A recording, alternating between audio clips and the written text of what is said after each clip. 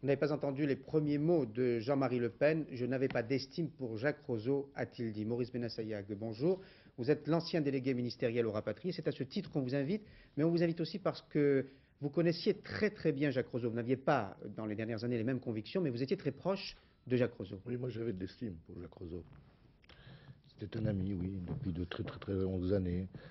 Comme l'a dit d'ailleurs Charles Pasqua à l'instant, on ne peut pas imaginer qu'il ait été assassiné parce que certes, personnage médiatique, il provoquait des jalousies, mais c'était un homme convivial, serviable, intelligent, et on a du mal à imaginer qu'on ait pu le haïr à ce point-là. On va imaginer les raisons. On va d'abord peut-être écarter certaines d'entre elles. Piste sentimentale. Non, enfin, une piste sentimentale, commanditer un crime de cette nature, non. Alors, piste financière. J'ignorais quelle était la nature exacte de ses activités professionnelles. Mais Jean-Train, vous le c'était. connaissiez. Oui, Jean-Train, je le connaissais. Nous l'évoquions tout à l'heure avec Michel Rousse, un directeur de cabinet de Jacques Chirac, qui est aussi un ami de Jacques Roseau.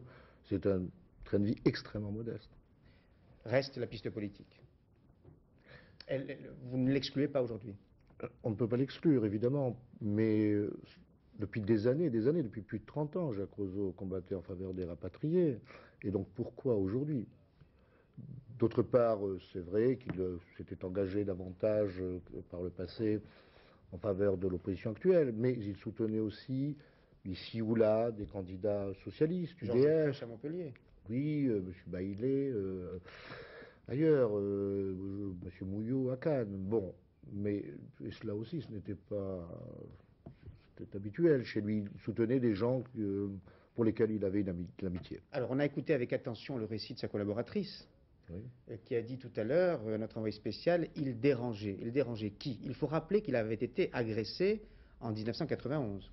Il dérangeait parce que cet homme qui s'était engagé pour l'Algérie française était en fait un modéré.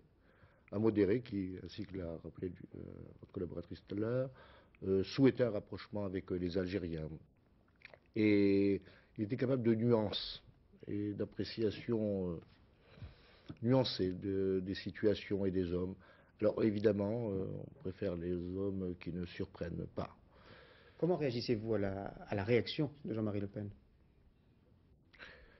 Jacques Roseau s'était opposé au Front National et s'opposait sans cesse au Front National. Il ne souhaitait pas que les rapatriés empruntent cette voie.